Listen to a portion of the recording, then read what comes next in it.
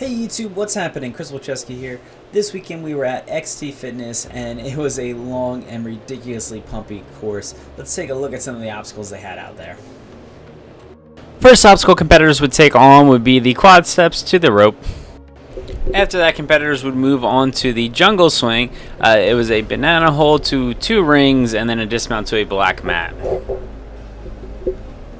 Following up that was a balance obstacle. It was the balance tank into the rail before they climbed up to the second story.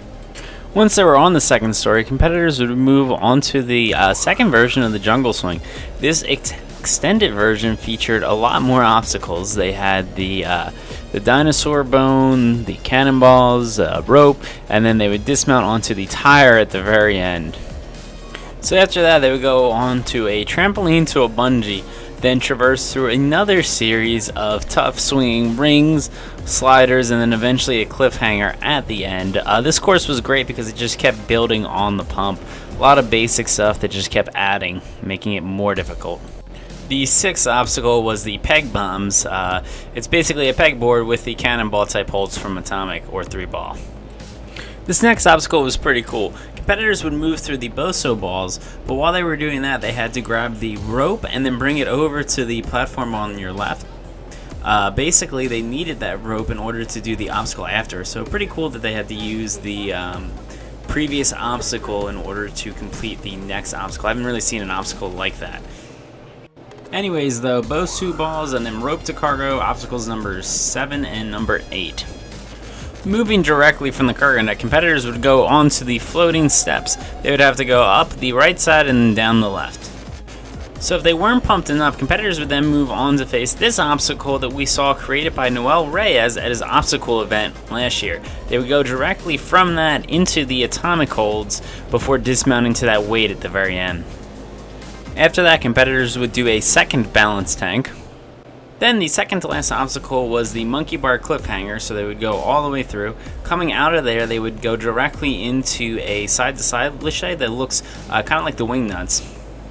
Coming up on the last obstacle, competitors would face the floating salmon ladder. This new obstacle may be one of the most difficult we've seen all season.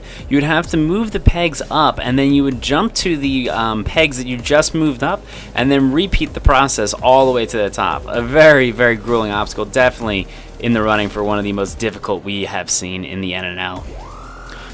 So looking at the competition, coming in third place for the female division, we had Jax. She got a little hung up on the bungee to ring slider. The ring just couldn't go where she wanted, so she ended up going out there.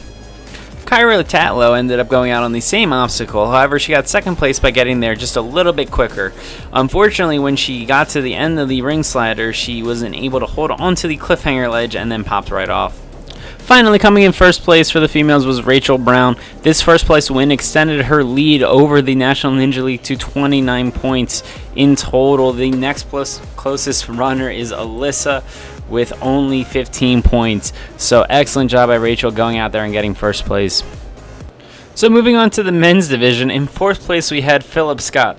This is a really awesome story because I remember Philip when he came to the very first Pro Ninja Weekend at the Warrior Lab, the then Warrior Lab in New Jersey.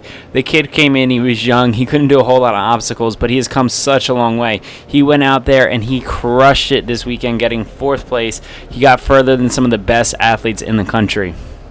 Moving on to third place, we had Andrew Carson. Andrew Carson has now qualified for all 3 seasons of the National Ninja League. Excellent run, Andrew. Coming in second place was the already qualified Ethan Swanson. He made it all the way to the floating salmon ladder with a time of 6 minutes and 42 seconds before going out.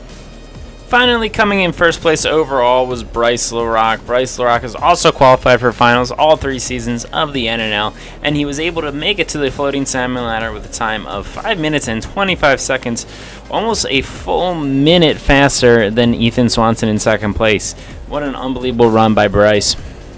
So that does it for this week's NNL recap. Head over to nationalninja.com to check out a full schedule of events. And guys, remember to like, comment, and subscribe so you can stay tuned to all of your National Ninja League action.